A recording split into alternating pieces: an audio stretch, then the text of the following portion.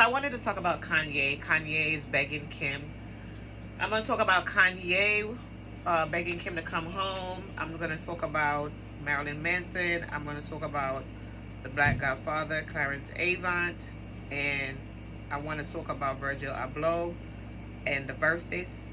I want to talk about Nenobia, Washington for a little bit. So I know I want to talk about those things. I wanted to start out with Kanye West. Kanye West has been going to quite a few events, and he's been telling people that he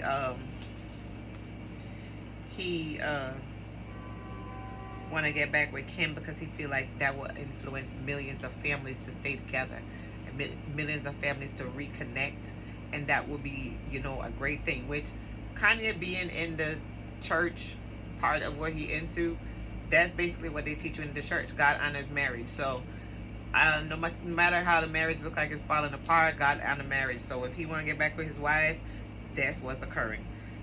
Now he's walking around saying he want to get back with her, but she is not. I haven't heard her say anything about that. And in addition to that, she is now dating Pete Davidson. They're having a good time together. They were seen out last week, I believe last weekend, and he had a big hickey on his neck, and they were having a good time. And I think he's making her feel young and giving her the shine that she wants and giving her the feelings and the emotion that she wants. So that's what's occurring.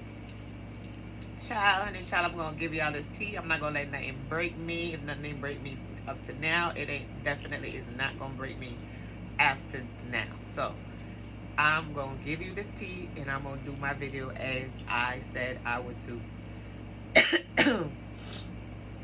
So he says he want to inspire millions of families. In addition to that, he made up with Drake. You know, they was feuding over the whole Kim K thing, and he said he wanted to make up, and they did do a little makeup session. Now he's supposed to be dating a little young model. She's 22 years old. Her name is Venetria. So even though he's saying he wants to be back with Kim, he is dating and Kim is dating. So I'm not certain how they're going to come together. But maybe it's going to be like the woman in the Bible when God told his the man, the prophet, to go back and get his wife because she was in the marketplace prostituting. And the man said, nope, God said, nope, that's your wife. Go back and get your wife. And he sent the prophet back for his wife. So maybe that's what's going to happen with Kanye. He seems to be doing great. You know that he did a feature with Marilyn Manson, and some more tea that's in the news for them.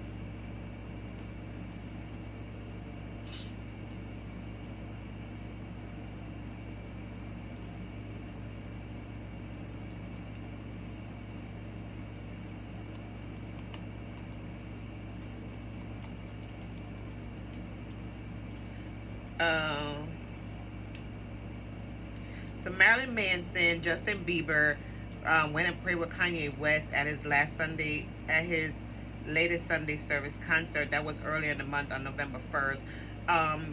Marilyn Manson was wearing white. Okay, let me just give you a little bit about that so y'all can know what occurred. It's a damn mosquito. I want to kill it this way. Ye resurrected his Sunday service concerts. He had one on November 1st on an undisclosed rooftop somewhere in LA. His new friend Marilyn led the prayer circle. Justin Bieber read a prayer where he thanked God for birds where he should be. Yeah, so he thanked God for birds. Kanye's budding flourish relationship with Marilyn Manson is going strong. They were wrapping their arms around each other as they bowed their heads in prayer. They were head to toe white for the gathering, and it was them three.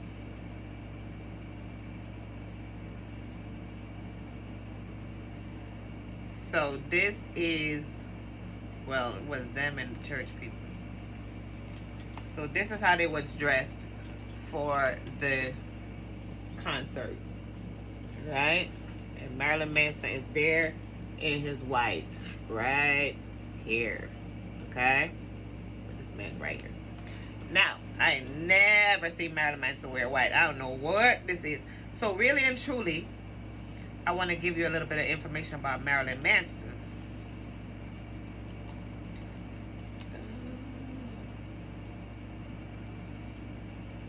Okay, so Marilyn Manson, he wrote a book. The book that he wrote a book about his life. He was known professionally as Marilyn Manson. He was born January 5th, 1969. He started a band with Daisy Berkowitz in 1989. He was like 20 years old when they started a band. I think it was like 4 to 6 of them that started that band. His stage name was formed by combining and juxtaposing the names of two opposing American cultural icons. So he put Marilyn Monroe with Charles Manson, and he got Marilyn Manson.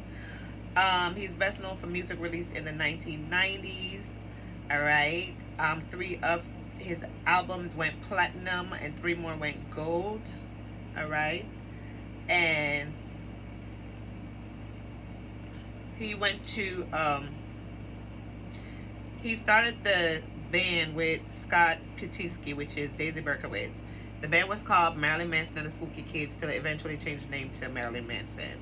They founded it in the Conversations at the Reunion Room in Fort Lauderdale, Florida in 1989. He went to Broward Community College in Fort Lauderdale, Florida. That's why I read the book. Somebody that I knew from Florida had the book, and I read the book. The book was pretty good, so there was an interesting read. In the book, he talks about being friends with Anton LaVey. Let me see.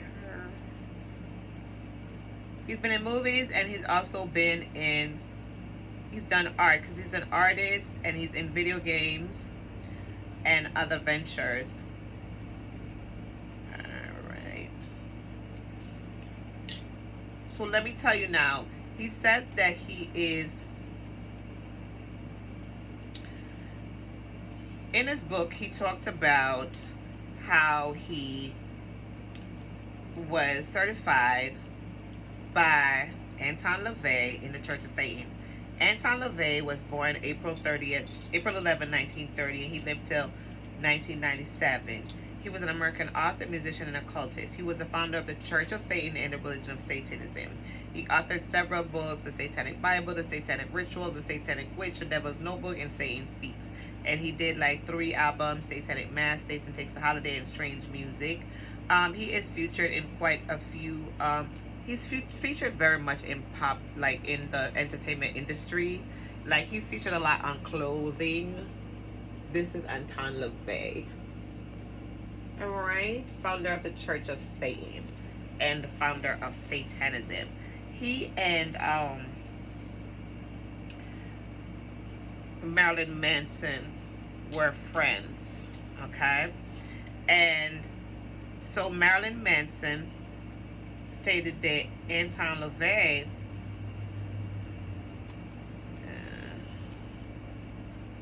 hold on.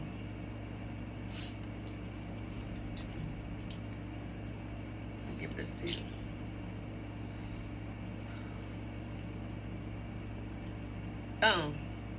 In a Twitter exchange, okay, so in his book, his autobiography, Marilyn Manson wrote the founder of the Church of Satan, Anton LaVey, certified him as a minister in the Church of Satan. No one knew if he actually had any duties or anything like that. Now, in a Twitter exchange that involves a since deleted tweet, one user wrote in regards to Manson's official role in the church, saying, "Nope, he's not an ordained priest for the Church of Satan. You said he wasn't. You weren't wrong. You were wrong. I can't take you seriously." Number 2 fiend. So the official Church of Satan Twitter account found the thread and replied, "No. Almost 30 years ago, he was given an honorary priesthood for his real-world accomplishments at the time. That is not ordained, nor is it related to anything he might say decades later." All right. In a 2007 interview with Wikinews, Church of Satan High Priest Peter Gilmore offered clarification that supports that tweet. He said Manson's a member who has been given an honorary priesthood. When asked about what Satanism is, he can be very articulate in explaining it, but his own music is his own art. His stage shows are his own, and they don't really exemplify Satanism in particular. All right.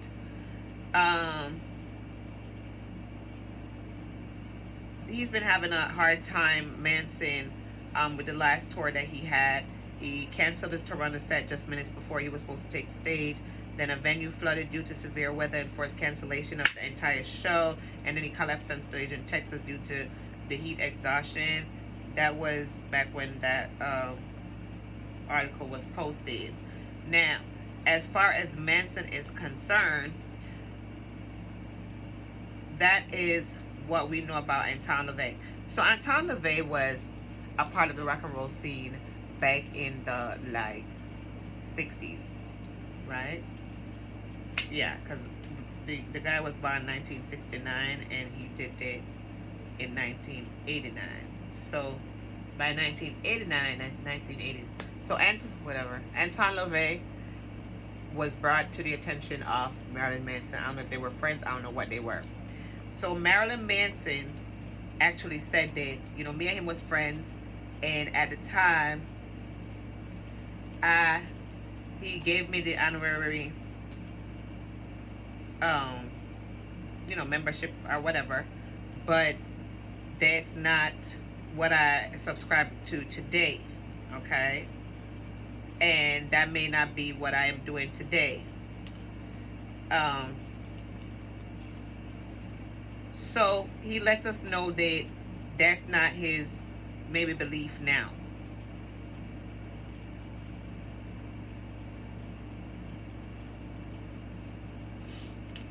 Hold on.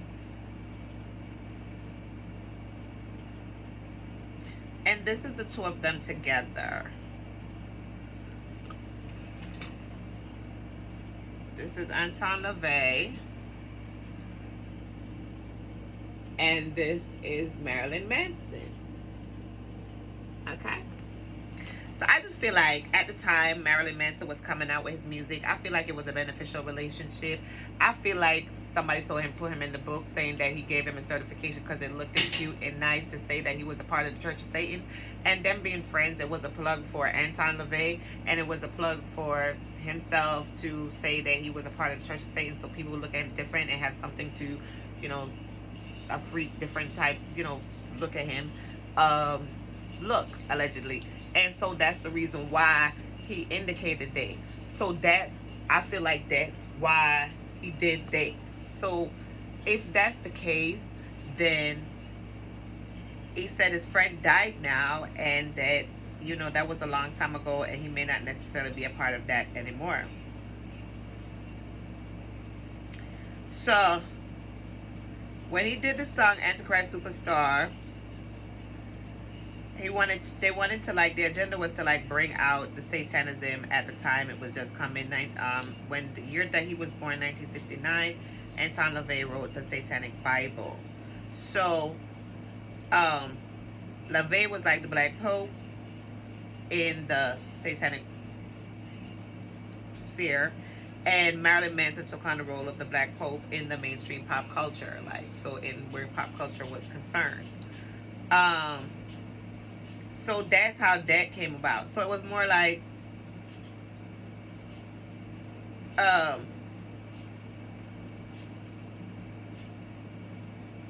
see something here. That's the gist of it. So I feel like they just used their beneficial relationship to mutual careers to be beneficial for their careers for each other. And that was a strategic relationship, and that's what occurred. And I think it doesn't necessarily mean today that Marilyn Manson is like, I don't know if he's a Satanist, I don't know. But what's been going on is the people call him a devil worshiper because he wrote in his autobiography that he is a member of the Church of Satan, and they are Satanists. So that's where that comes from. Now, so going back to Marilyn Manson and the situation that he's having now. He claims that he was a friend of Anton LaVey, and he was claimed that LaVey inducted him as a minister in the Church of Satan. Then in his career, he downplayed this, saying he was not necessarily a minister. That was something earlier. It was a friend of mine who's now dead, who was a philosopher that I thought I learned a lot from, and that was a title I was given. So a lot of people made a lot out of it, but it's not a real job. I didn't get paid for it. Yeah, he was You know, he was advertising the Church of Satan. Duh, that's an endorsement. Um, he says, I'm not a misanthrope. I'm not a nihilist. I'm not an atheist. I believe in spirituality, but it has to really come from somewhere else. I learned a long time ago you can't try to change the world. You can just try to make something in it. I think that's my spirituality. It's putting something into the world. If you take all the basic principles of any religion, it's usually about creation. There's also destruction. But creation essentially, I was raised Christian. I went to a Christian school because my parents wanted me to get a better education. But when I got kicked out, I was sent to public school and got beat up more by the public school kids. But then I go to my friends' Passover and have fun. So, you know, he talks about that. Now, most recently, in about September 2020, several of Manson's former acquaintances began communicating with one another. In a letter dated January 21st, 2021, the California State Senator Susan Rubio wrote to the Director of FBI and United States Attorney General asking them to investigate the allegations several women have made against Manson. On February 1st, his former fiancée, Avant Rachel Wood, accused him of abuse. On Instagram and in a statement to Vanity Fair, she said he had emotionally, physically, and sexually been abusive during their relationship over a decade earlier. Following her allegations, several other women made various allegations against Manson on Instagram. He was immediately dropped by distributing record label Loma Vista Recordings, his talent agency Creative Artists, and his longtime manager Tony Chiola. He was also removed from future episodes of TV series American Gods and Creep shows in which he was scheduled to appear. So he tried to do damage control on February 2nd by issuing a statement via Instagram saying, obviously my art and my life have long been magnets for controversy. I just said that. The controversy is what was selling him and making him even bigger and boosted his career by saying that he was a part of Church of Satan. However, these recent claims about me are horrible distortions of reality. My intimate relationships have always been entirely consensual with like-minded partners. His former wife, Dita Von T, stated that the details made public do not match my personal experience during our 7 years together as a couple. Former girlfriend Rose McGowan said that Manson was not abusive during their relationship, but that her experience had no bearing on whether he was like that with others before or after. The Los Angeles County Sheriff's Department confirmed on February 19 that they were investigating Manson due to allegations of domestic violence. As of September 2021, he was not charged with any crime for any of these allegations. In the months that followed Avant Rachel Wood's accusations, 4 women filed civil lawsuits against Manson seeking financial compensation, namely one Esme Blanco, Ashley Morgan Smithline, one of his former employees, Ashley Walters, and a woman who claims to be an ex-girlfriend, but she remains anonymous. His legal team issued statements denying the allegations. They filed a motion to dismiss these lawsuits. They called the claims untrue, meritless, and alleged that several of the accusers spent months plotting, workshopping, and fine-tuning their stories to turn what were consensual friendships and relationships with Marilyn Manson, who was really Brian Warner, from more than a decade ago into twisted tales that bear no resemblance to reality. The lawsuit filed by an anonymous woman was initially dismissed on September 16 because of the statute of limitations, but the judge gave her 20 more days to file an amendment so that they were able to put it through.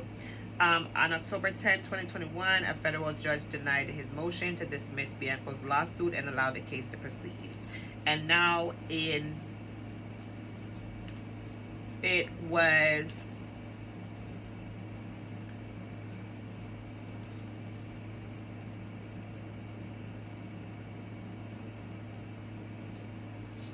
let me give this to you.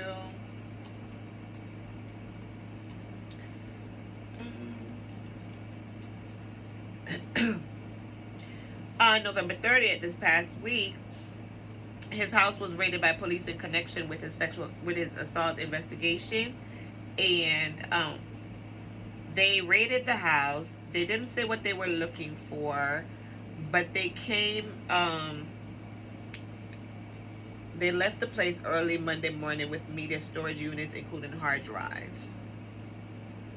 The investigation was spawned from allegations made by the Game of Thrones actress Esme Bianco, and she accused him earlier this year of a number of things, including violence, non-consenting violence, and keeping her locked in a room terrified for the sake of art.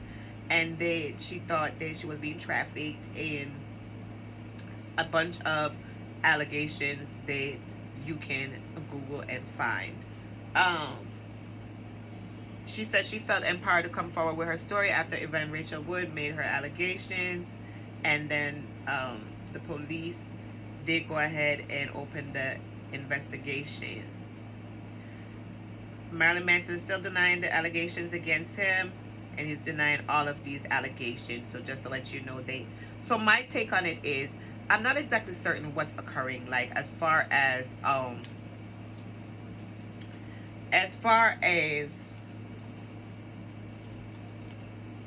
with Marilyn Manson and this situation, as far as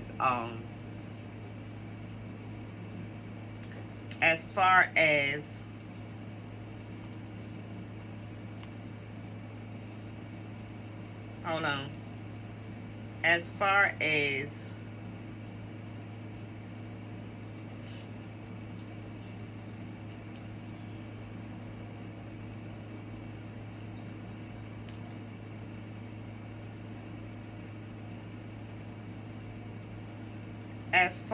I can see, right? There's nothing, to me, it's like I ask myself, I say to myself, is it that there are people that are coming with a Me Too, or is it more that is it the same situation with the Church of Satan, where it was beneficial at the time to have an allegiance with him? However, now that he has, made these, now that he may be not useful anymore, which it seems like he may not be useful anymore because, maybe he's not doing anything that's, useful or making an impact, or maybe he should be doing something that he's not doing. I'm not exactly certain, but it seems as if he's not towing the line of something, and then these allegations come up. I don't know if I should feel some type of way about, like, if that's the case, or if it's just the Me Too thing. And not to say just the Me Too thing, but like, that's my question. Like, I really want to know. Like, it's just not making sense to me how this could occur. And like, you do have some relationships that, are based upon, is it BDSM? Sadomasochism? That type of stuff? Bondage and all that. Okay. Excuse me. Now, if you have that type of relationship and you are experiencing that, is it consensual, non-consensual? There's some things going on there. So it seemed like that's kind of in the allegations that she was making, is that there was some kind of like torture, like some different types of things, keeping her locked up, not getting no food, beating her, scratching her, taking blood. I don't know. What's this? Sweet potato. How do you use it? And that's a part of the problem. So for me to say I don't know what was occurring or what, I don't. I want to see what's going on. I want to know, because these type of people are like, this is a man that's a classic. That was 1989, so 11 and 21, that's 32 years. It's not really a long time. He's about 52 now. He's not old or anything. He's still up and at 'em. I don't know what's the whole put together with Kanye, if it's just because it's another religion. It's now Christianity type. I don't know what religion Kanye, if he's starting a new religion, if it's a cult, if it's, I don't know. But that's what's occurring. So he got all dressed in white to go see Kanye and pray with Kanye. The three of them were hugging up to each other and praying, and there was music, and there was church, and there was light, and there was angels singing, and there were like cherubim and all types of things. So I don't know what was occurring. They had their masks on. The people looked like something from Handmaid's Tales allegedly, and it was just a lot. So I don't know how to. I don't know where to look and see what's occurring with them two. So, but nothing is coincidental. Everything is staged. Everything is planned, prepared, and there's an agenda behind it. So I don't know what the agenda is in the midst of this investigation that he is currently going through right now. If he's trying to whitewash his image by making himself over by putting himself with Kanye West. You know we don't really trust Kanye like that anyway, because Kanye never says what he's doing. He says one thing and does another. He's saying he want to be with Kim, but he's over there dating Venetia. Like, I don't know. I wanted to show you the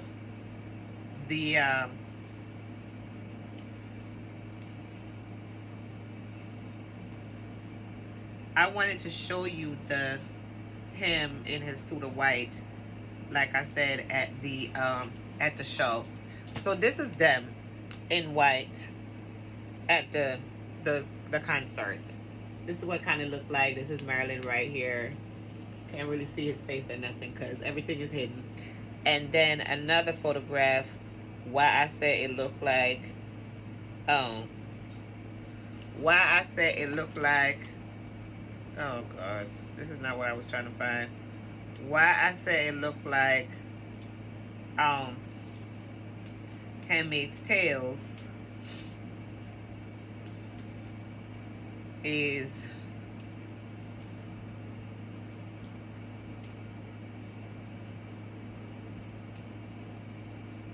why I said it looked like Handmaid's Tales is because of this photo right here. I don't know what this is. Chabu. So that's it. I want to see. I'm going to give us updates. We're going to be looking at the allegations, the charges, if any going to be pressed. What's going to go on with Marilyn Manson and the, you know, these allegations, if they're going to go anywhere, they're going to go under the rug, if he's going to have a imaging or they making him over to be white instead of black, because this man, I've never seen him wear white before. He has always worn just black as a part of his image. And that's basically what they do. Okay? There is no white, literally. So as you can see, he does have an image that he carries and conveys as the person that was supposed to be this devil worshiping person from the Church of Satan. He was a cute guy. He did a lot. He wrote a lot in his book, and a lot of that stuff was embellished. And people don't understand that, so they think that that's him. And a lot of it maybe wasn't. And he had to do some things, and you know, you get caught up in some things in the music and in the industry. And like, you know, it's like you go through stuff like this, the humiliation. I don't think he ever had none. I could go research and figure out if he had any, but I don't really think so. So I believe that's one of the reasons why his time is now. Maybe it's a rebirth or whatever from the devil to somebody who's worshiping Jesus now, and they're praying and having this, you know, whole Jesus discussion and trying to make his image look clean instead of dark based upon everything that's going to come at him right now.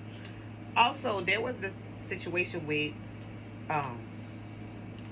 him and the movie was called, he was in a movie with her. Let me see the stars of the movie. Hold on. The movie is called The Heart is Deceitful Above All Things. And there was some images in the movie that were like weird. And like, the movie was weird. The movie's like, this woman, she broke her son out of foster home to take him on a run with her across country, and she's like a teen mother, and it's played by the Zack and Cody from the real Zack and Cody, and they had like put the little boys in drag.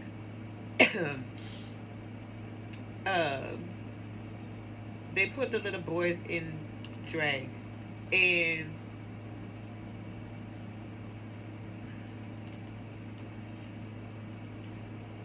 it was kind of weird.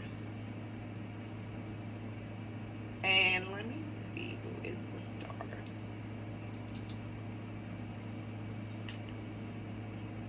There's some weirdness going on in it. I'm going to find the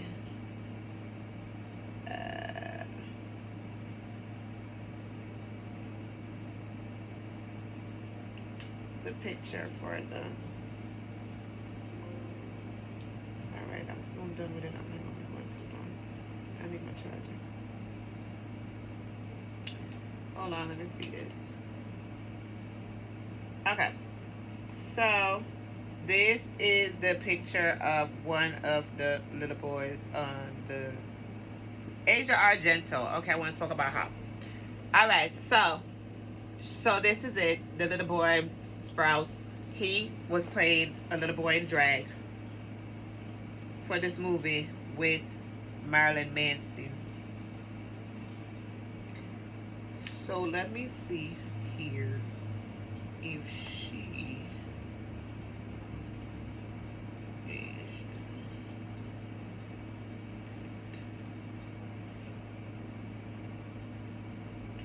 Bear with me for 1 minute. Let me see.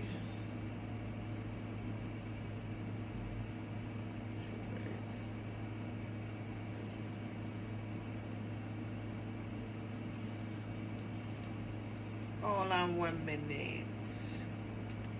Yeah, so that movie. All right, so with all that,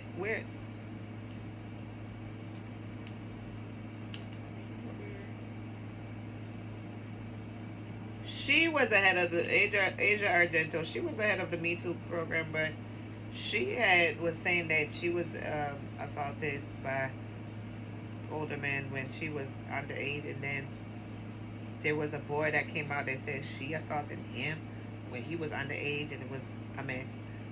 So that's a lot going on right there. She was also in that movie with Marilyn Manson and the Sprouse young man. So that was something that I looked at the movie. I didn't understand what was going on, and that was like weird.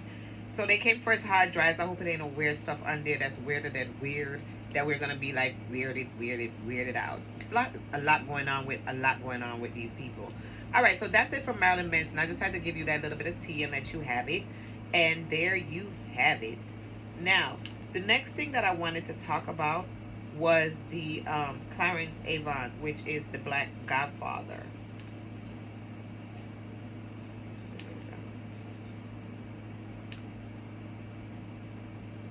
The Black Godfather.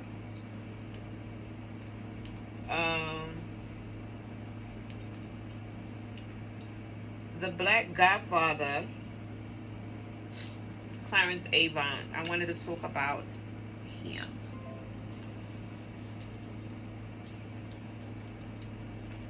All right, so this is a review for the Black Godfather on Netflix, now streaming on Netflix. Mrs. Avant, God bless the dead. Rest in peace, sleep in heaven. Ma'am, she passed away this week. She was a victim of a robbery that went bad in California, and we just want to give our condolences to the family.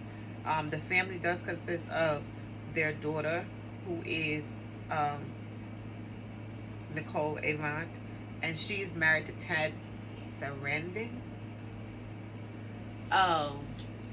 who is the co-chair of Netflix.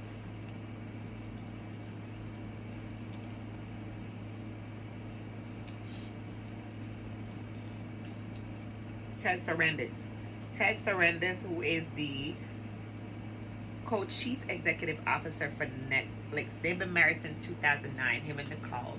So they've been married like 12 years. And that's her mom who passed away. They did the Netflix special last year, and I don't know, they were victims of a attempted robbery. So I wanted to talk about Mr. X. So I wanted to give them my condolences, and I wanted to talk about the Clarence, the Netflix special, and I wanted to talk about Mr. Avant and what's happened and what may have occurred and what went on. Now the first thing that I wanted to say is that Clarence Avant, the Black Godfather, he had a hand in politics, arts, entertainment, and sports. They described him as, his colleagues and his cronies described him as a guy who wasn't looking for the job that he ended up with.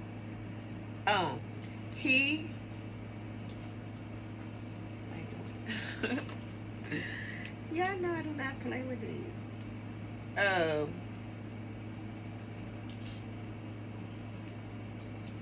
He was born February 25th, 1931. He's an American music executive, entrepreneur, and film producer who also goes by the name The Black Godfather. That's Clarence Avant.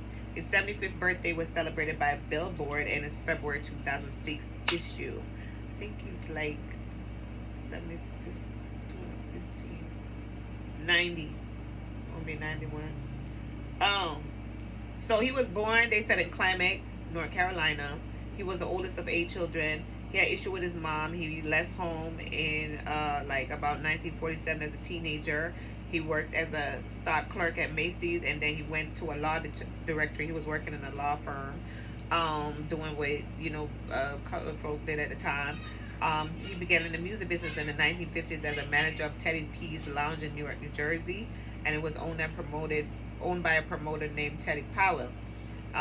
He later managed R&B singer Little Willie John, Sarah Vaughan, jazz singer Kim Weston, Louis Bonfa, Wynton Kelly, Freddie Hubbard, Curtis Fuller, Pat Thomas, rock and roll pioneer Tom Wilson, Creed Taylor, the jazz producer, jazz musician Jimmy Smith in Argentine, Lalo Schifrin.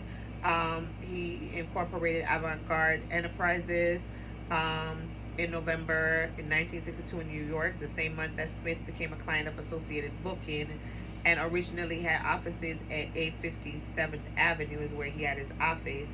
So Jimmy Smith, the jazz musician, became a client of Associated Booking. Schifrin and Smith collaborated to make The Cat. That was released by Verve Records, and he opened a West Coast office in September 1964 to accommodate the growing motion picture soundtrack assignments that were being offered to his many clients. During his years in New York, he served as an advisor, board member, and executive of the National Association of Radio Announcers, and National Association of Television and Radio Announcers, and as a consultant to Playtape, a 2-track tape cartridge system developed by Frank Stanton and first marketed by MGM Records. On September 27, 1966, he incorporated Sussex Productions, Inc. in New York, an independent record production film with artists 4 HIs, Johnny Nash, Terry Bryan, Billy Woods, and the judge and the jury. All right. So that's a little bit of his discography. Now,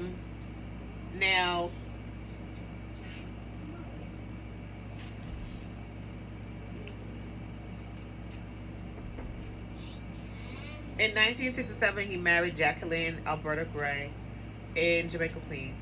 The couple had 2 children, daughter Nicole Avant and no baby, I'm doing my video. And wife of she was a former United States ambassador to the Bahamas, and she is the wife of Ted Sarandos. And his son Alexander Dubois Avant was born August 3rd, 1971. He served as president. Jackie served as president of the Neighbors of Watts, and that's a support group for the South Central Community Child Care Center. That was in 1975, and she was a chairman of the Now Benefit Auction and Dinner Dance, and chairwoman of Now membership in 1974. She was also on the board of directors at the UCLA for International Student Center, and she was just recently expired on December 1st. Now, as I said, Mr. Avant, the Black Godfather, he touched politics, arts, entertainment, and sports. His artist Jimmy Smith, the jazz musician, was signed with Associated Corporation, which was owned by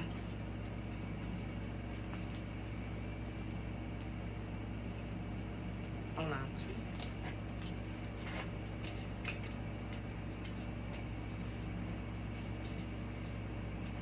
please. It was owned by this man Glazier, right?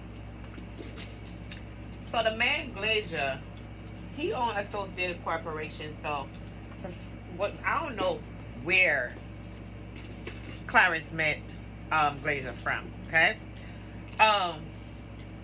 However, when him and Quincy Jones was talking about it in the documentary, he says they were all Al Capone's boys. And Al Capone was the Godfather in the movie that was the Godfather.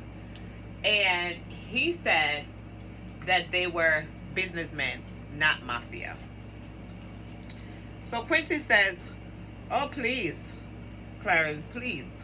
We were there one time, and and they had somebody hanging on the roof, and I looked up there and I was like, what's going on? And they was like, oh, Jackie Wilson trying to renegotiate his contract. So that's how they did it, by intimidation and force. So you know that's how the mafia operate. So now,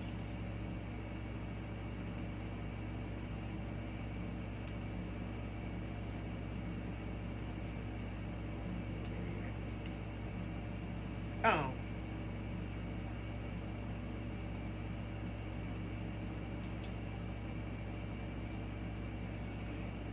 hold on 1 minute, cuz.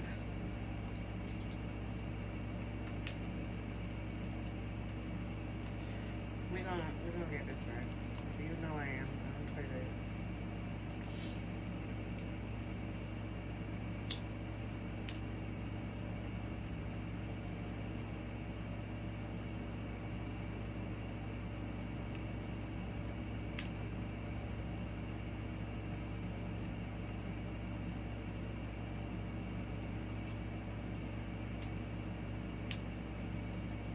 So anyway, the situation was that he met this guy Glacier.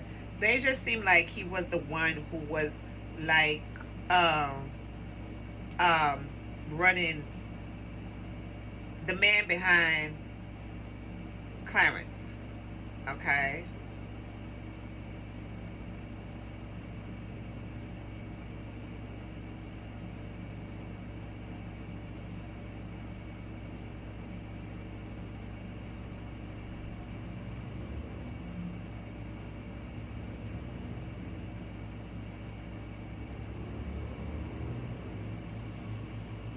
One moment.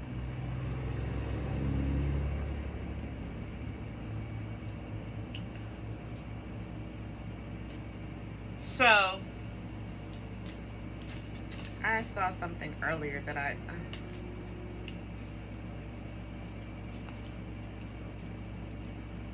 wanted to mention about Glacier because, hold on.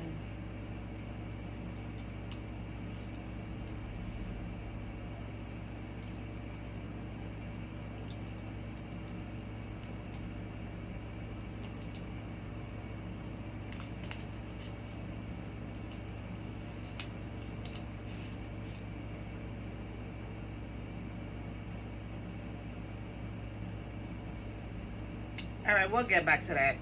So what occurred was when he said that they were businessmen, not mafia. Glacier was. He said also that they were all Al Capone's boys.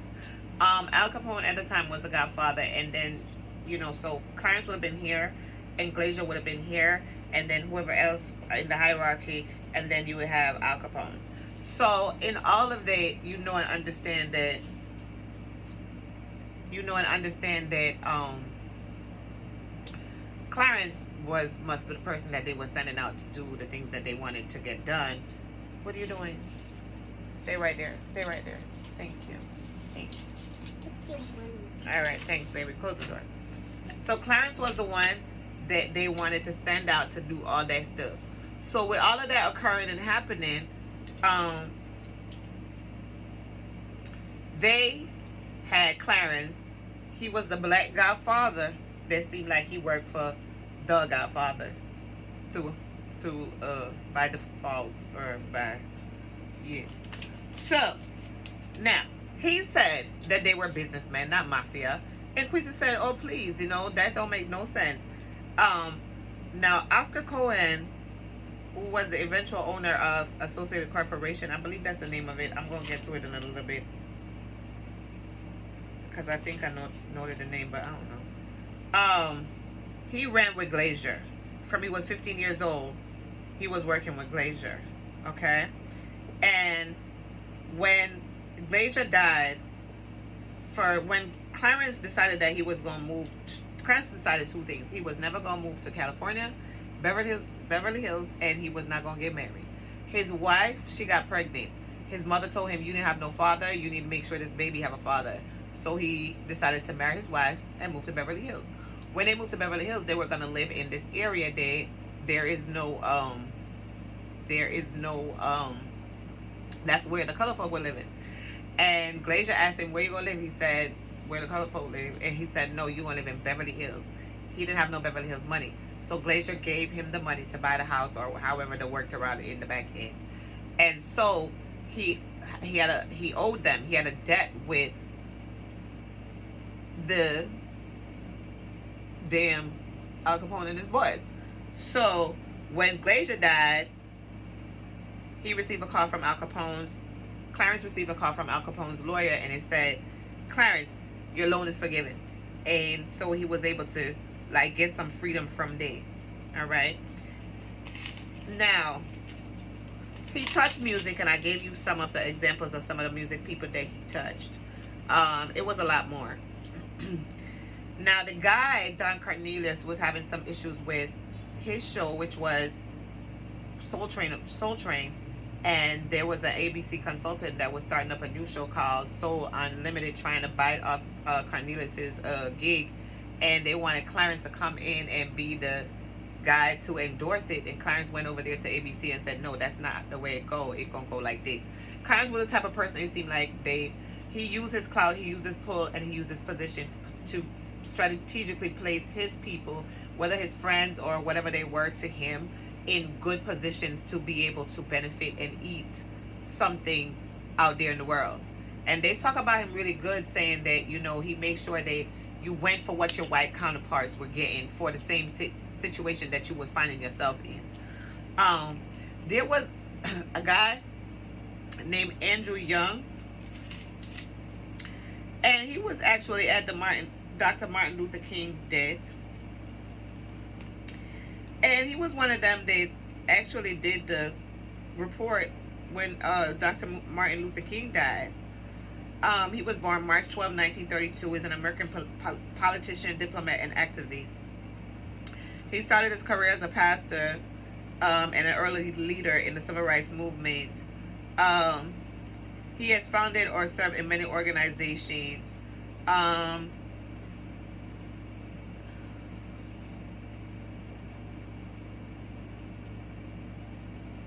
He grew up in a fairly well-to-do household, but he experienced the segregation of New Orleans. No, I can't do that. I'm doing a video. Jera! Amari's asking for a peanut butter jelly sandwich. Can you help him, please? Amari, close the door. Is the food done? What? I just gave him mac and cheese. You gave him the mac and cheese? Papa, did you eat it? Yeah, what were you talking about? Did he eat it? He have the bread and the peanut butter and the jelly walking with to get a sandwich. So he must still want something. So just give him that. Okay, sure. What were you calling? That was it. Close the door. Yeah. So, he grew up in a fairly well-to-do household. He said his parents tried to compensate for segregation by providing for their children, but were reluctant to help less wealthy black communities in the area. He was appointed to serve as pastor of a church in Marion, Alabama, and he had a whole church career. As a colleague and friend of Martin Luther King Jr., he was a strategist and negotiator during the civil rights campaigns in Birmingham, St. Augustine, and Selma.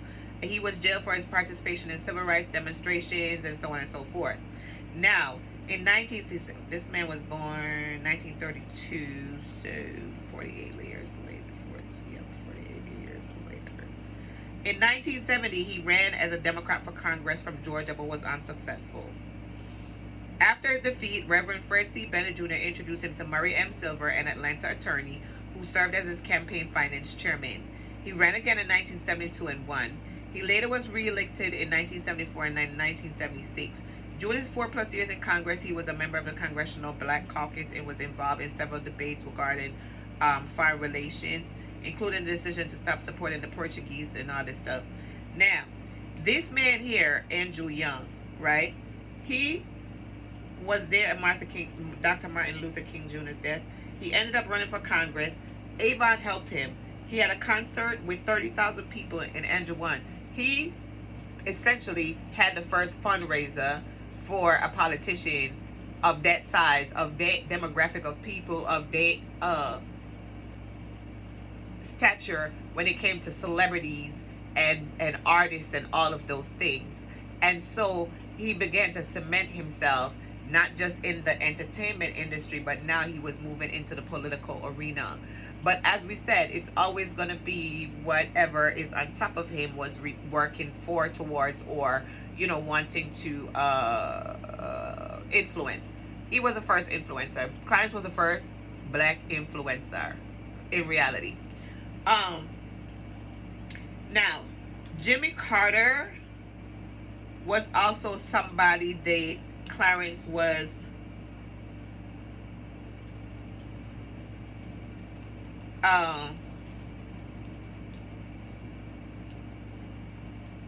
the 39th president of the United States. So he also went and campaigned to Clarence so that Clarence would give him some help. They organized Hollywood for Jimmy Carter. Jimmy Carter had another great fundraiser like what Andrew Young had, and he also won. Ted Kennedy, Barack Obama, and Bill Clinton. All right, those were some of the political people that he touched. So that tells you right there, like, they all were in the documentary. Oscar Cohen, he ran with Glazer. They were all Al Capone's boys. I don't think they had no problem with the documentary. I don't think they had no problem with none of that because they were in the documentary. They were speaking for Clarence and joking about Clarence, and they know who Clarence was for them. Like, Clarence was a runner for them. So I don't know what a runner is, like running numbers and books and all that, but I mean that he would do the work in the urban, in the urban demographic with the, you know, people of our color, and like how to bring us together to help whatever people were working towards. So these different heads of government came through Clarence Avant, the Black Godfather. Obama is on the documentary. He's in the documentary speaking about how Clarence affected his run for presidency and his seat and all of that, and how Clarence was beneficial in giving him also a boost. Excuse me. Andrew Young endorsed him to Hank Aaron. Hank Aaron was the competition for Babe Ruth at the time, which was the record, I believe it was a baseball player. And so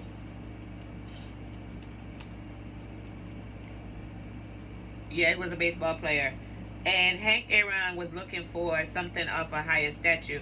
So Clarence went in and he spoke with Coca-Cola about a deal with Ali so that they could have a special. And Stan Lathan was the director of the special. So they moved into the entertainment, and now they were touching sports. Right? He also had different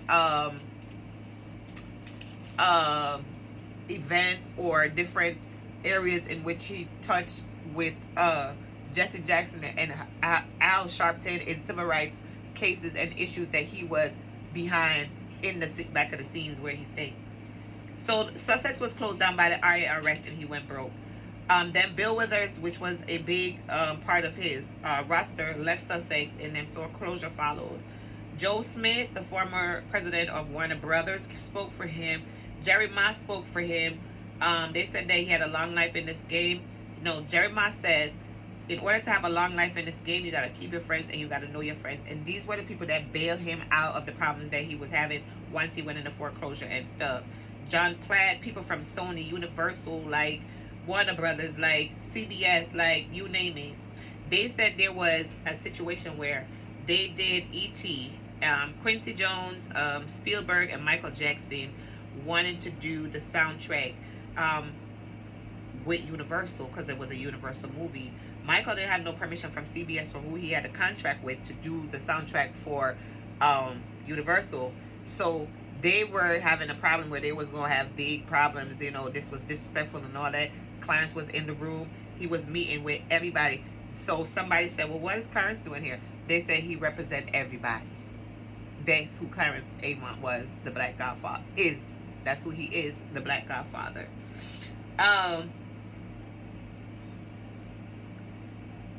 They all wanted to sue each other. but he soothed it. Also, Lee Wasserman spoke for him, um, saying that, you know, Clarence represented everybody. David Lombardi spoke for him, Al Heyman, Jimmy Jam, and Terry Lewis. He had helped push Janet Jackson's career with her Control album by putting her with Jimmy Jam and Terry Lewis. He did Ervin Acock from MCA spoke for him. Eric Cronfield, in a picture kissing the ring. Then Benny Medina spoke for him. Benny Medina said he was just the animal caretaker for Berry Gordy, and Clarence took him and moved him into eventually being manager for talent. David Geffen spoke for him. Babyface and L.A. Reid, Clive Davis, all of these people spoke for him.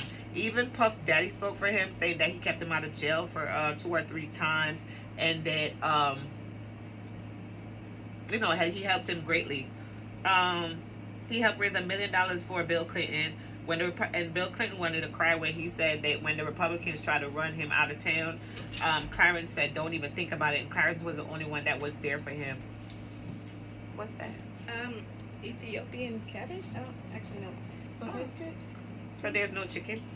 There's chicken. I just not giving it to you. Good, thank you. What is this? This is something new that you're doing. My baby is a chef. Ethiopian Cabbage. Oh. Does it taste good? Mm-hmm. Try the potato. I'm not sure how it turned out. See, this is what I need to do, my little vegetarian. Yeah, because I know you starve. Right? Yeah. I was like, since we didn't have normal potatoes, let me just substitute some sweet potatoes. This is good, and not only that, and the cabbage is great. Thank you. And not only that, I smelled the food and I was like, I'm not gonna have no chicken. I thought about you. Mm. Made you something to eat. You want some juice? Yeah. I love you. I love you too. I also love you. Thank you. Wow. That's good, y'all.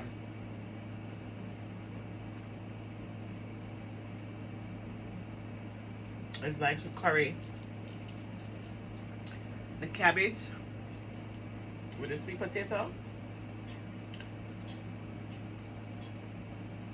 I gotta make it taste like meat. It tastes good. He said when Bill Clinton said when the Republicans tried to run him out of town, Clarence said don't even think about it. And he was there for him and he helped to save him.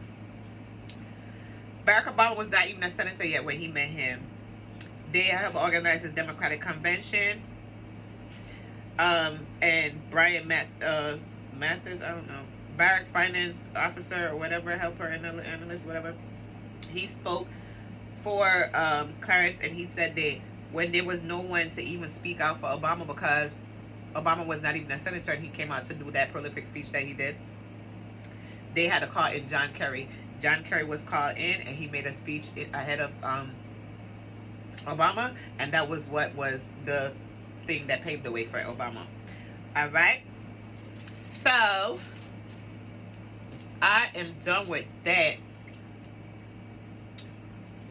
That is the Black Godfather, Clarence, amen. So for me personally, what I think is that, thank you, Clarence was working with the them big boys. I don't use this. I put a little something in that shit. Clarence was working with the big boys. They run everything. They had a hand in everything. And they helped to shape everything. And that's the true hand and the true power behind what we see today. People sometimes forget because of the positions that they're in. But these were the people that paved the way for the people that have the power today. In every area that you can think of, Clarence is the one that was in the background on behalf of the people, whether black people or white people, to make the biggest person's desire manifest, known, understood, enforced, whatever. Now remember, I'm from Jamaica. Dated Jamaicans. I moved here when I was 15 years old to the U.S. I've dated Jamaicans. I have Jamaican, male, even female family members and friends. Everybody loved the movie. You know which movie? The Godfather. Jamaican people, we love Jamaican people. We love The Godfather. We just do. And one of the reasons is because, you know, we know him a bad man. Al Capone, a bad man, bad blood club boy. So, star boy yo. When we seen that and see how they stood up to, you know what I'm saying? Jamaican people, we respect it. We honor it. Yo, we don't honor like illegal stuff and stuff. We just honor it. The spirit that these people carry. So, if we knew that there was a black Godfather like that, we'd be like, what? We wouldn't even know how to how to handle it, how to understand it, like how to deal with it, because it's just so interesting. So I wanted to share that with my readers. I don't know. So with that part, I just wanted to talk about the killing. As I said, now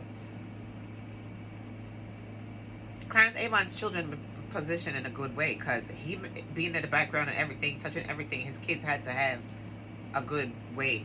And really and truly, they look like stand-up kids, like not like crackhead and stuff, like some celebrity people. Like he raised them with values. Like even you could see where he come from, like climax, and not being, you know, from the lowest part with the 8 family siblings, and not having this and not having that, to marrying this woman who could almost pass for white. She looked like she was passing before she met him. I don't know. Like she's a perfect candidate for passing. Like when I see her, I was like, damn. Like that. And he, you know, he landed her, and they had their kids together, and their kids were stand-up kids, it looked like, especially the daughter that she chose and received a job as an ambassador to, did I say Bahamas? Or Barbados?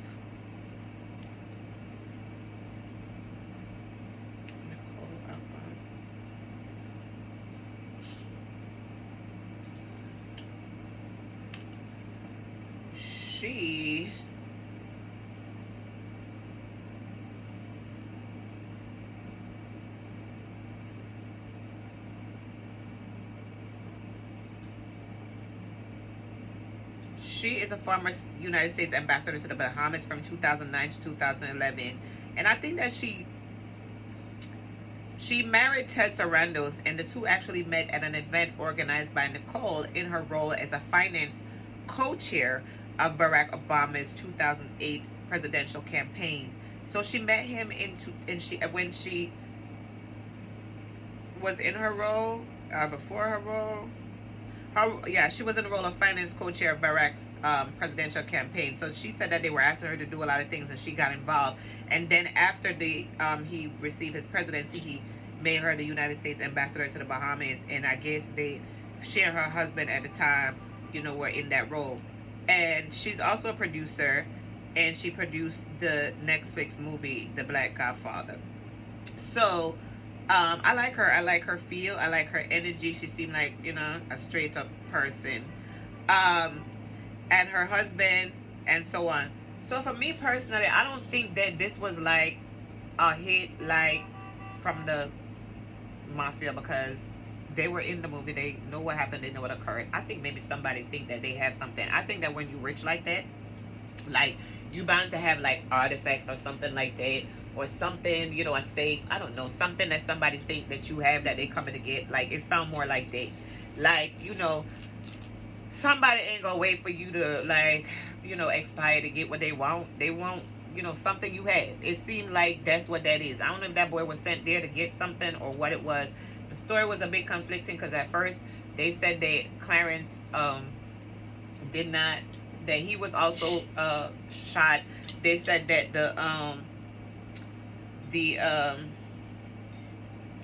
the security was there. They said the security got shot. Then they said the security was shot at but didn't get shot. And it's just a lot of stories. Then they said the guy went to another house to rob that house too, and then he shot himself in the foot. So it's kind of confusing, like what really occurred. So with that, I don't know. I'm just gonna leave it up to we might get updates. But they seem like they wanted to cut and dry close the story right away and wrap that up into nothing. Him being the Black Godfather, this happening in his home, they would want to have like closure immediately. And so yeah, they would definitely be looking for that person who did that perpetration. So I'm sorry to hear that. I don't think it's anything to do with like the daughter or the guy. You know to stop and eat my food. There's a lot going on today, boy. So I don't blame the people around for the damn cat was in here. The cat was in here in the room here sleeping. So she was behind my dresser sleep. I thank God because I was gonna be hurt, so hurt, and I was gonna think that I was trying to hold it, but I was hurt. So I went to the Verzuz, y'all, and the Verzuz was 3-6 Mafia and Bone Thugs and Harmony. So let me get my review. Now, it took a long time to start. It started like 10:30 at night. That was number one. Like, what? And then, like, when they came on, like, 3-6 Mafia was like, okay, they was giving us energy. But then, like, Bone Thugs, I was there for Bone Thugs. Like, I came for Bone Thugs because I came to America like 95, right around the time where we was going to be first hearing about, you know, it's the first of the month and, you know, meet me at the crossroads or whatever. And all they 666, she the devil, all they weird and outrageous stuff that you don't catch because they talking too fast. But it be the hook be catching you, meet me at the crossroads. Yeah, so I was there for them. So it was a good playoff because you got Bone Thugs and Harmony. They talk a lot about, you know, the witchcraft and what they do. And then you have like allegedly, and then you have 3-6 Mafia where they said that the 3-6 is, you know, 3666. They had their own type of stuff. So this is like, you know, but then it's like the energy of the music is so different. Excuse me. It's not like, you know, like the other people. Like Bone Thugs and Harmony, they're not a rah. They're like, meet me at the crossroad, you know? And 3-6 Mafia like, yeah, we'll make it. So it was like two different kind of energy. In the beginning, the energy was off. I don't know if they staged it, they set it up. I don't know what was going on, but Bone Thugs and Harmony wasn't giving me the energy that I was looking for. And I was in the middle of watching Clarence, Avant with the Black Godfather on Netflix, and so therefore I wanted to watch that and then finish Clarence. So, but I love, you know, Bone Thugs and Harmony, so I said, you know what, let's go to the Verzuz. You see me dressed for the Verzuz, baby, because I wore my good clothes, and I don't wear my stockings and everything, but you can't see them because my pants is too long. But yes, I have my little outfit on because you know how I do. So the Verzuz was really nice. What really went on, so the energy was low. So at one at a time now, they was going back and forth doing their thing or whatever. Next thing you know,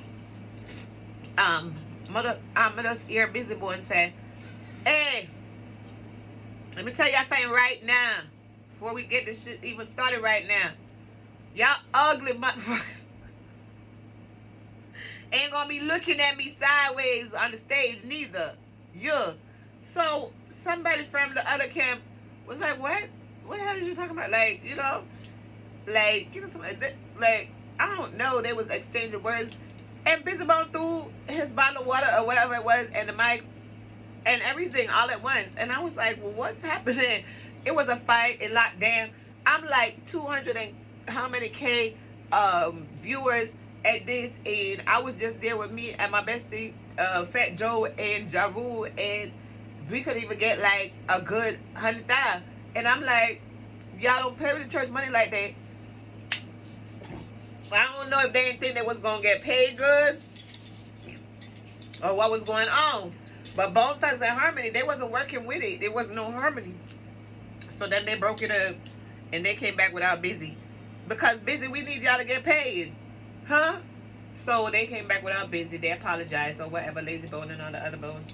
And then like they went on for a little bit. Then Busy came out. He was like, "Yeah, I'm not gonna mess up the energy or whatever. You know, I'm out here to say da da da da and everything."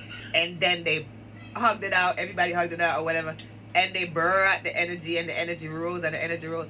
Me, I'm not even gonna lie. I ain't had a drink in months, but I had to grab me a glass of Tito's Punch, my dear. And I sat back and I watched everything. I went to the bar. I sat at the bar. I hung out. I had fun. I was up. I was done. I was stuck, and then I went to sleep. So I done missed the last part of the damn verses. So for me, you know, you know, there was no competition for me. It was Bone, and then they ended the verses too. Everybody singing Crossroads, so you already know what it is.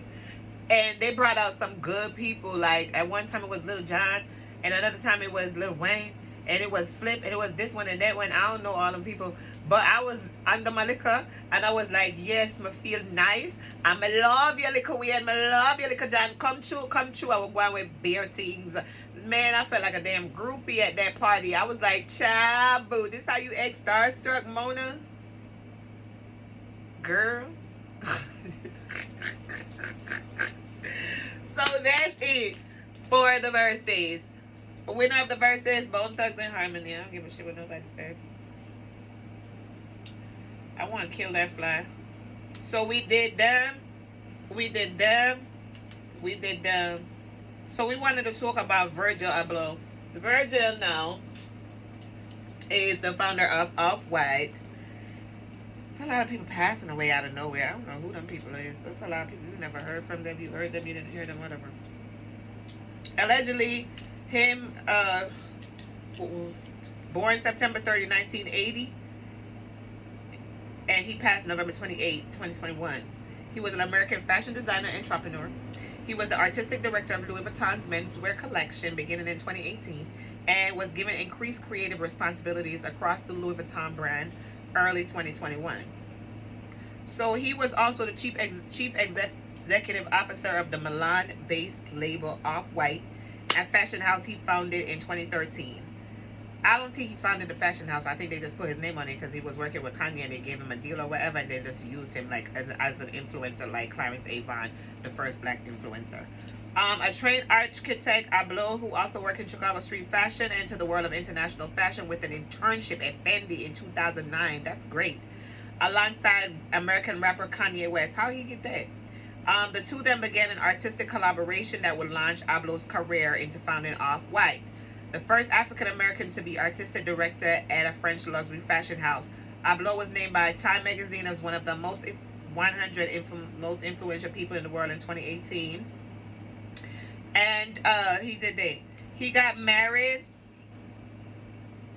He was born in Rockford, Illinois, to immigrant parents. His mother was a seamstress and his father managed a paint company.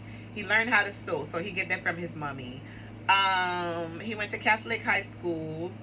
And then he went to the University of Wisconsin-Madison, where he graduated with a bachelor's in science in civil engineering. And then he got a Master of Architecture at the Illinois Institute of Technology. There was a building on campus under construction designed by the architect Rem Koolhaas, which sparked his interest for fashion, because Rem also worked on runway collections for Prada. So while studying architecture, he designed t-shirts and wrote in fashion and design for a well-known blog, The Brilliance. He first met popular musician Kanye West while working on his designs at a Chicago print shop. Okay. Okay. After graduating from university, he got an internship at Fendi in the same class as Kanye West in 2009. He was placed in the company's Rome office. The two began to work together. He worked with the rapper and designer, caught the eye of the Louis Vuitton CEO Michael Burke. Him and West, artistic partner Don C, launched a retail store called the RSVP Gallery, located in Chicago. The store became known for carrying a mixture of fashion and for its reflection of Abloh's style and design for the store interior. A year later, West appointed Abloh the creative director of his creative agency, Donda. In 2011, West asked him to serve as the artistic director for the 2011 Jay-Z West album Watch the Throne. So he was the artistic director for that. And then he launched his first company in 2012, Pyrex Vision. And he purchased dead stock clothing from Ralph Lauren for $40. He screen printed designs on them and sold them upwards for $550. And so he went on and off. He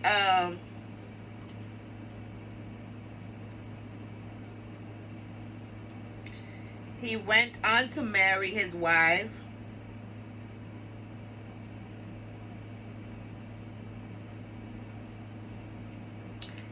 And he married this woman. Her name is... Okay, wait, so let's talk about the controversies. He noted that one of his principles is that a new design can be created by changing an original by only 3%. He described his approach as being ironic detachment, and Duchamp's precedence gives him the grounds to copy and paste, to take, and to reapply. So they accuse him of plagiarism and appropriation. That's number one. The originality of his logo with its alternating parallel diagonal lines has been contested by a number of parties, including Ben Kelly, who popularized his graphic in the early 1980s. Fashion blog Diet Prada has compared several of his designs from chairs to apparel with existing designs. In 2019, his Fashion Week collection was based on his ultimate muse, Michael Jackson.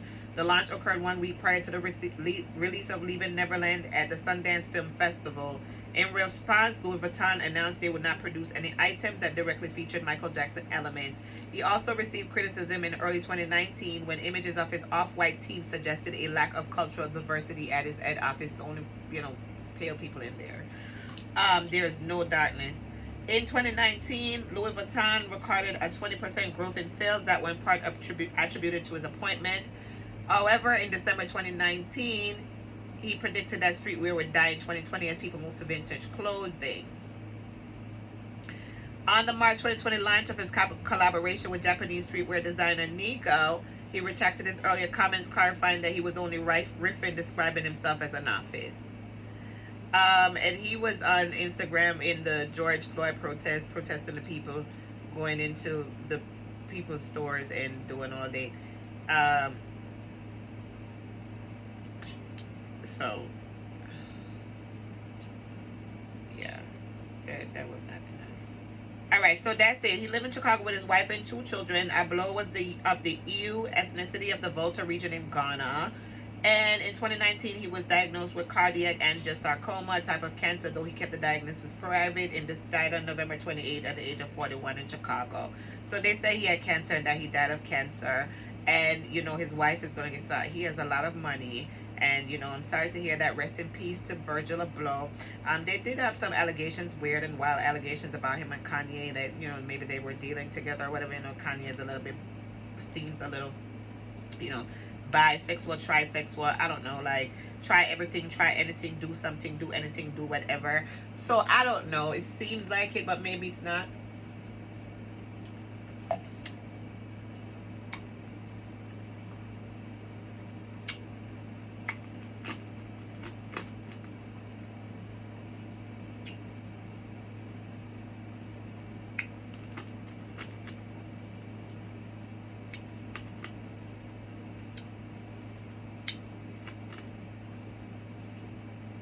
Now,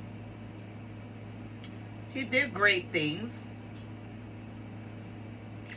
There were only days separating the announcement of his death and the unveiling of Louis Vuitton's Spring 2022 menswear collection in Miami. So that aired like a couple days after his demise. And they said that the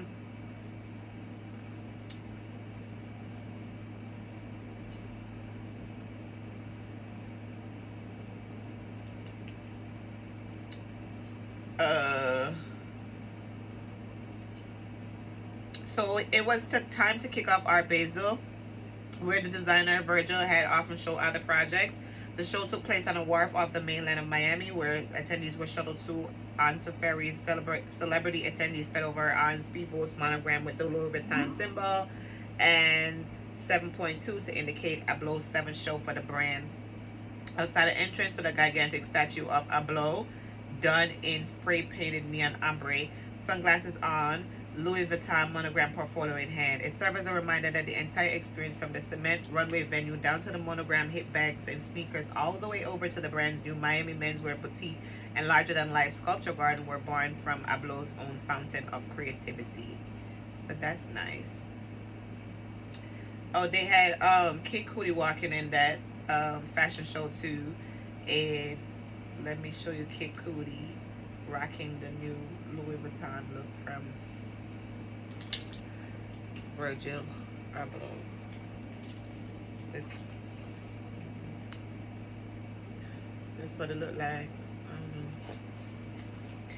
All right, so I don't know. Maybe they think it's spectacular, but Virgil died of passed away from natural causes. So rest in peace to Virgil, and may he find peace and sweet rest. So that's dead. All right. So then I wanted to talk about Nenobia, Washington.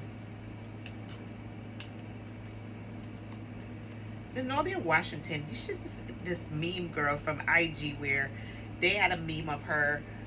She's a Brooklyn influencer. They call her Bktidalwave.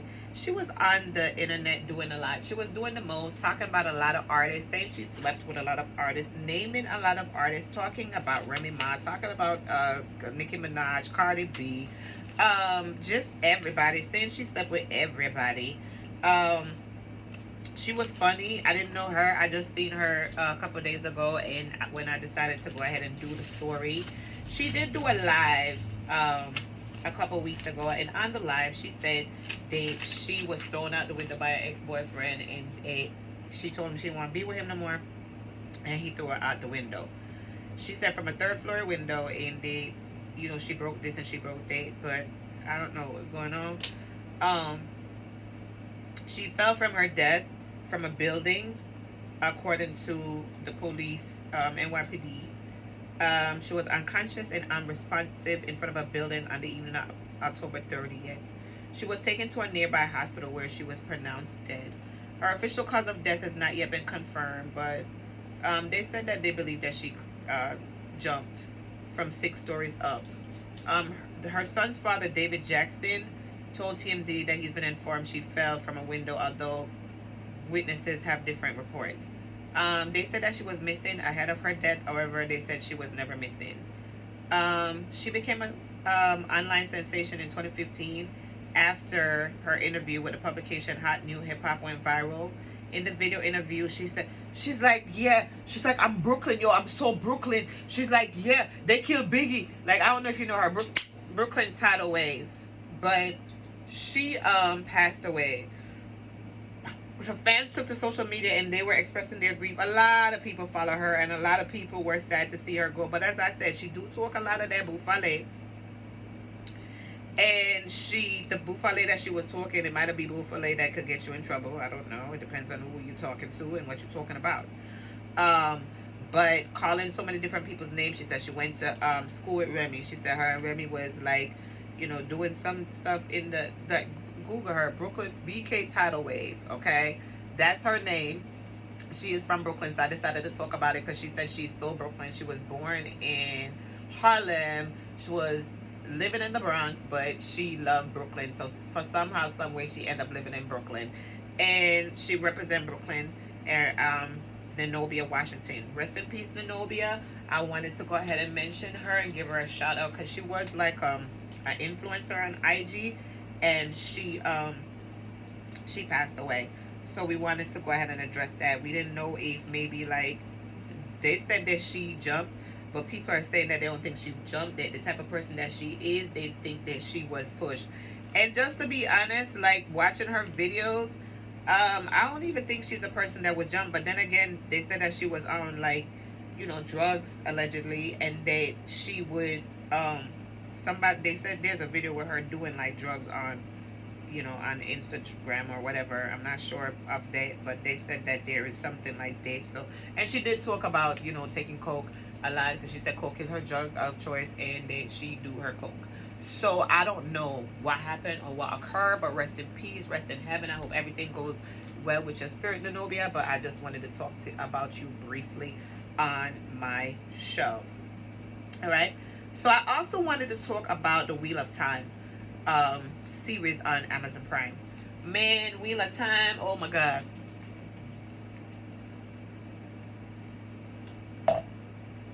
Mm-mm.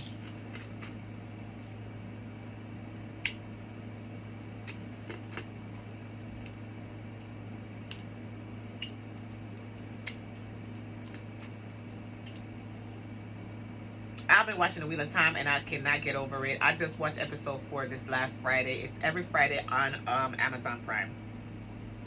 And it's about a the source, the one source, and the dark and the light, and these people and the dragon that's supposed to be coming to save the world or kill the world, and these 4 kids, and they have it in them, and one of them might be the dragon, one of them might not. They might all be the dragon together. Then they have Neneve. She is Zoe, the Kravitz daughter, and she is really good in it. So at first it takes a little while to grow on you. So for episode 1 and 2, maybe you're not gonna love it that much, but you gotta get through episode 1 and 2. Episode 3 is so good because that's when you see everything occur. Like a lot of force was used. And then episode 4, this one was good because, oh my God, you just get to see like what they do when certain things occur. So like it's set in like the Game of Thrones type of era, like those type of era, and these people are looking for the next dragon. So you have the Aes Sedai, who are like, these are the women, like they're witches. All the women are witches.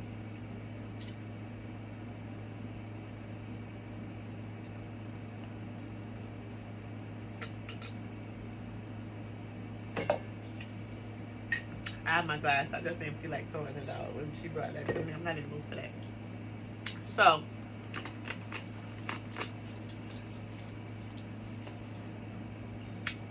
all the women are witches. So, we end up, you have Aes Sedai, which are the main strongest witches that live somewhere near the tower, or they all come to the tower to convene or whatever. And the witches are broken up into color. Like so far I've met the blue and the red and the green, and by the color of the clothes they wear is the type of power that they have and the type of power that they manifest and the oath they take and all this and all that. And then you have the kids, and they have like some kind of magic source or something. They the one powerful woman, she's been searching for them because I don't know why she's searching for them.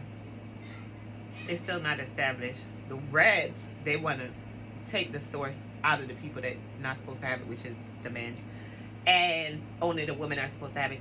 It's giving me Handmaid's Tales. It's giving me King Arthur a little bit, but better. Merlin, but better, like on a higher scale. And every week is something different, and you're seeing the different powers manifesting, and you see how like they interact with each other, the reds, the greens, the blues, and you know the different colors of the different options of, you know, Aes Sedai, and it's just good. So catch it on a Friday on Amazon Prime, Wheel of Time. I'm currently watching the episode 1, 2 was good. 3, Neneve, she is so powerful. I don't know what they're gonna do, and she do not want to be. I think she falling in love with the water for Moraine. So you gotta watch it, and then I could give you the review, and we're gonna talk about what happened and so on and so forth. Gonna be 1 or 2 spoilers, but I don't care because I love the Wheel of Time. Okay, all right. So that's it for Wheel of Time. So we can just mark that off. The only thing I didn't talk about was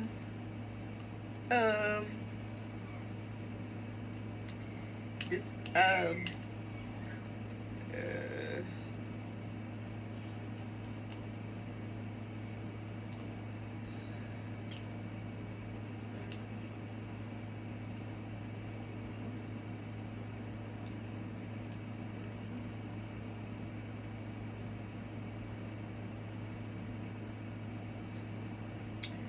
All right, so the guy, Trey Songz,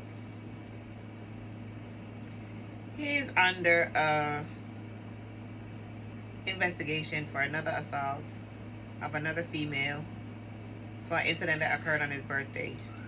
Um, the Las Vegas Metropolitan Police Department confirmed that they received a report about an assault at the hotel involving the singer. Another statement, the detectives from that department have received a complaint about a Sunday incident at a hotel on the Las Vegas Strip involving the singer and an unnamed actor. So the singer and an unnamed actor. Really? Okay. Sunday marks Song's 37th birthday, whose legal name is Tremaine Aldon Neverson. On Saturday night, he performed at Dre's nightclub in a concert listed as his official birthday celebration on the 3500 block of South Las Vegas Boulevard. He has not been arrested, and he's cooperating with investigators. It's not the first brush with the law or these type of accusations. He was arrested in January in Kansas City, Missouri, after allegedly fighting with police officers at a National Football League game over coronavirus protocols. Criminal charges have not been filed against him regarding that incident yet either.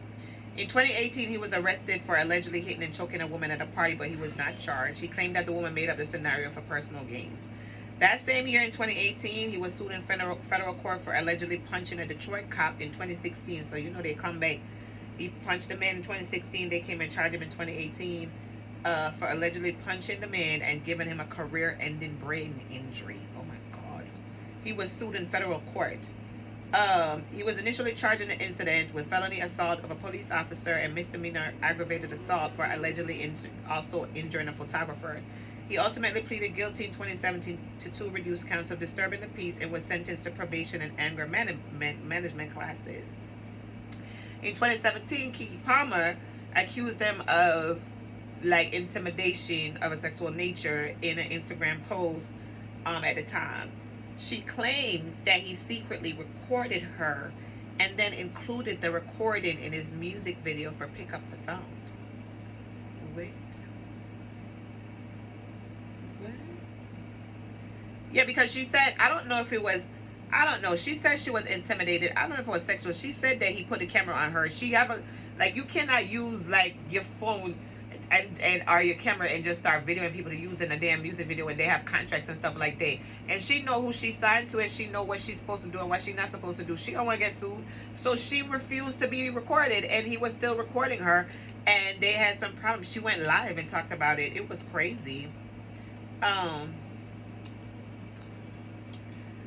on.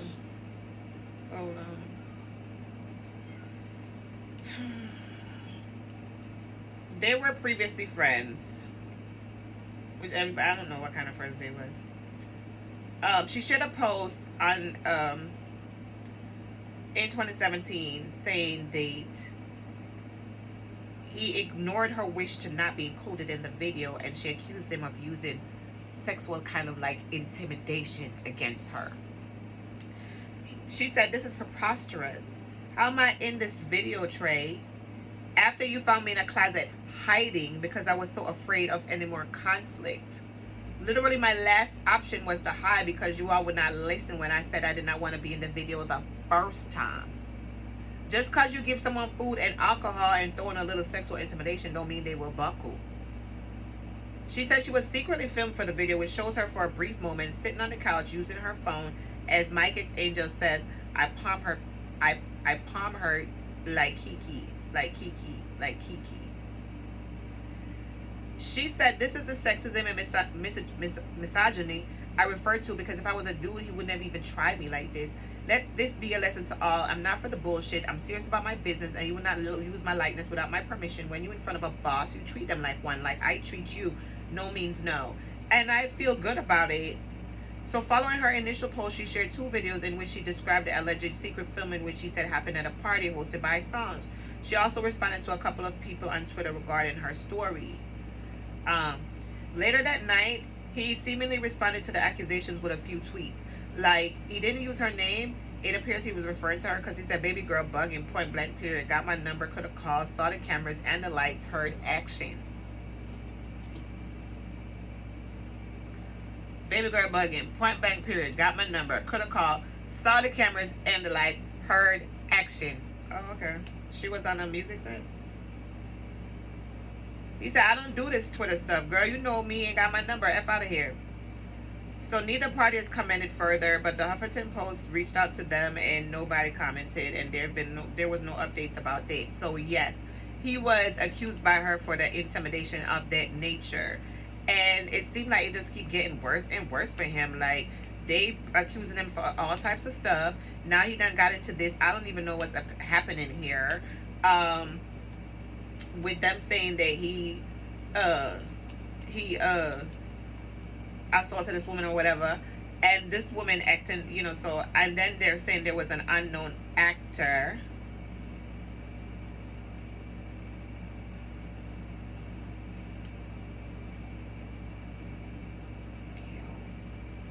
Earlier this year, there was something that came out. It's a lot going on with him. Okay, so let's go to, like, let's start it where it's supposed to be. Let's get it cracking. Oh.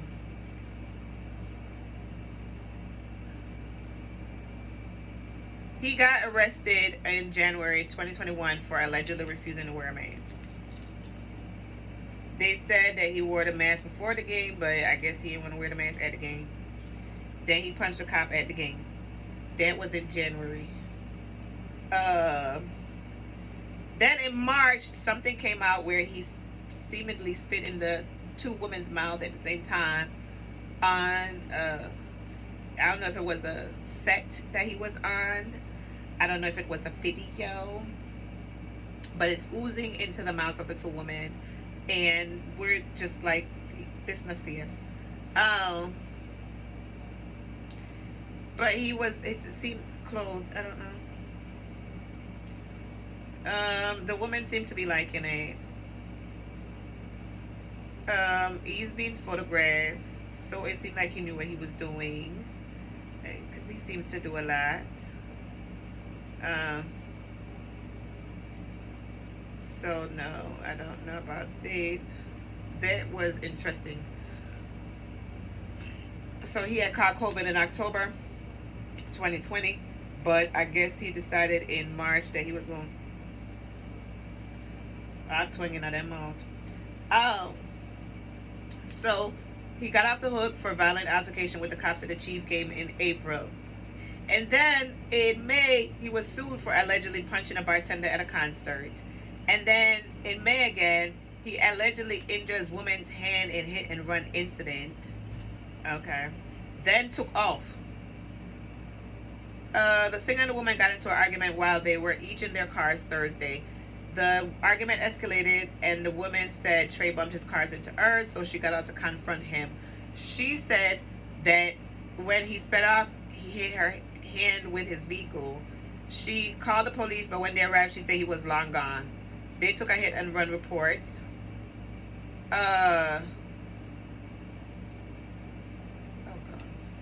I don't even know what kind of report that is. I don't know. I don't know.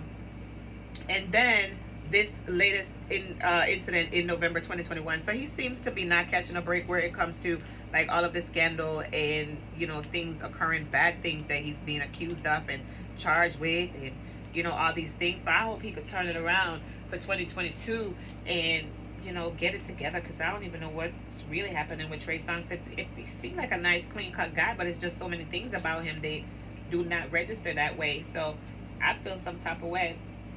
I don't know about you. So that's that for him. And we are done with that. Oh my God, we have talked about quite so much today.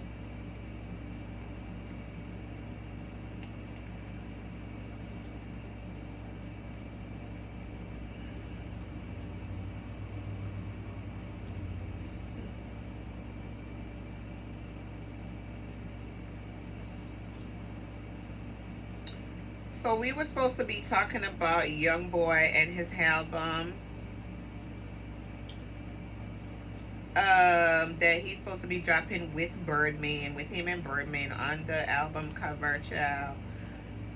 Looking like a boy and a man. Um, it's called Never Broke Again, from the Bayou. And they thought it was going to drop yesterday, almost 4 years after it was initially planned. So he got leaves coming out his head and leaves all around. I think it's showing that Birdman is getting in his brain. And there's a root, and there's branches, and there is like a stem, and there are leaves. They are connecting them, and so they're conjoined. Him and Birdman. See? Him and Birdman doing an album together. See the leaves right here? And that's his brain. And him and Birdman. Birdman is in his brain. Birdman almost took his brain over. And they got leaves connecting them. And the tree and the roots. And there's a source. And there is power. And there is a disconnect. And he looks sad. And Birdman looked like how he always looked with his glasses on. And that's it. So that's it for NBA Youngboy. I don't know what's going on with the album. The album was supposed to come out yesterday. So I don't know where the album is. Hold on.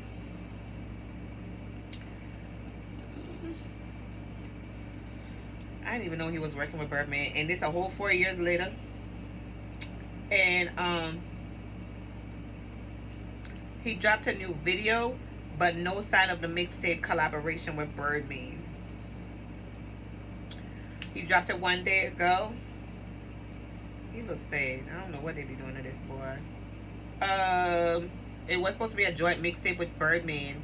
So all of us were left confused when all the rappers' videos were suddenly removed from YouTube. YouTube's most viewed U.S. artist with a following of over 10 million subscribers, his absence made little sense to us, who could understand why the channel was purged of all its videos. And then they said something big is on its way, but why would you take all your videos down for one collaboration with Dan Birdman from the Bayou? And that's been planned for 4 years. Birdman been holding this boy down for 4 years, holding this boy back for 4 years, telling this boy that they're going to do an album for 4 years. Oh my God. Hey, Birdman, you're bad. We're going to do a Birdman, you know we're going to do a whole lot. So we're going to get to that point. For right now, we're doing current tea. And I'm glad how I'm doing it because I'm telling you everything. But you see how I just did my prayer video. I'm gonna do like a one person video like I do with my Kelly Rowland. I have a couple of people that I'm gonna do. Like I just be wanting to get the videos out with the current tea so it's current so y'all could catch it as it comes. But I'm still working on making it more dynamic, like building the channel as we can. But right now I'm just trying to give you as many videos as I can so we could get it on and popping. Alright, so Birdman went to Instagram, put that picture up with him and the young man with the tears falling down his eyes because all the stuff that happened to him and all the bad stuff that he done been through when he was in the trees in the forest and when they was running around in the forest together playing Midsummer's Night Eve and all that stuff allegedly. He said from the Bayou, Stunner and Top this Friday 12/3, Never Broke Again, Rich Gang. But Youngboy dropped a song and video from the project, though the mixtape is yet to be released. So Heart and Soul Alligator Walk appeared on YouTube last night, well, a night ago, and has over 1 million views already. The mixtape was slated for a midnight release, however, it hasn't come out yet. So let me go ahead and see if I see it.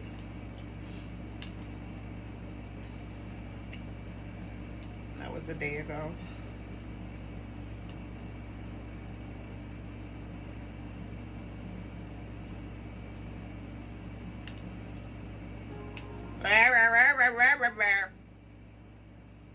No, YouTube don't play. It's got 4,800,000 views right now. 4.8 million views. Number one trending for music, that song is. And let me see the videos. There's It and Saved and Sorry, something that he dropped 11 days ago, but that's it. They done took everything else of his life down and all of his his videos and stuff.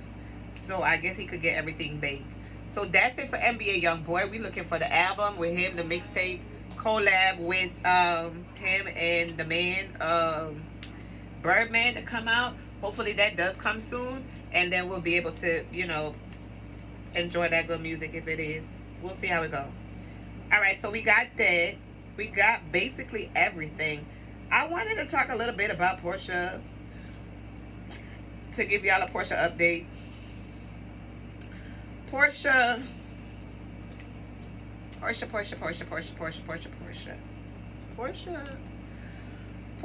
Williams. Portia Williams. Oh, that's a lie. I'm not gonna do that.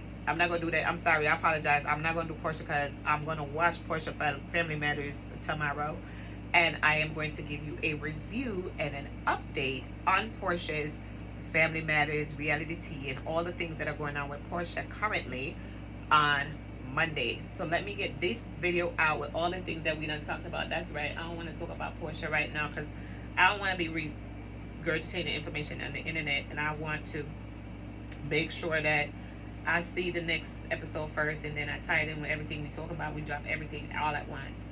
All right, so that's that for our video for tonight. I think we talked about a lot of stuff. We talked about Kanye West, Marilyn Manson. We talked about Clarence. Oh, so that's tomorrow. Monday, I'm going to give you a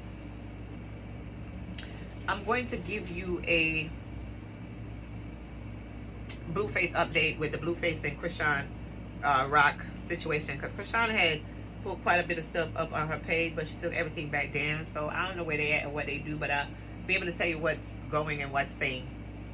Truty, Wack 100 try to use the situation with Miss Avant to say that people should have the ability to kill people, like to, you know, get rid of people. They come into their homes or whatever, these, you know, robberies that are going on and all of that, and coming through windows and all this stuff. So, you know, he was sending that one out for Krishan, but he did put his Wack 100 mouth into it. So it is what it is, y'all. So I just wanted to say that it's been a long time. We actually got it cracking, popping, and everything all at once. We put all of that information in, and now I am done. I am finished, and I am moving on. So it has been Coffee, Tea, or Lavish with Mona into Fatigable Heights, and we are definitely excited now. I want to do a new video for us so we could do something about the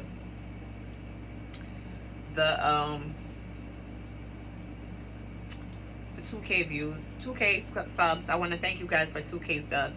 Alright, so I'm gonna put up a post for the 2K subs, and as I said, I'm gonna go. I need to sit down now, put all my videos on my laptop, and like take clips and create a like video with like 3-4 minutes with all of the different things that the videos that I've done, so you guys can have like clips from each video, or some videos that are funny, or something that's gonna make people want to come in and watch more of us. So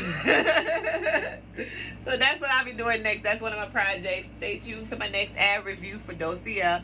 As you know, I'm an ambassador for Dosia.com, Dosia.co, my perfume generals, and I received my perfume haul, so I gotta make sure that I get that video out as soon as possible. I want to thank you so much. Thank you for listening. Thank you for giving me your energy. Thank you for being here with me. I really appreciate you. I appreciate the love. I appreciate the light. I appreciate the comments, and I appreciate you being here. Once again, it's Mona in the Fatigable Heights with Coffee, Tea, or Lavish, and I want to thank you for coming. Have a good night. I'm done. Bye-bye.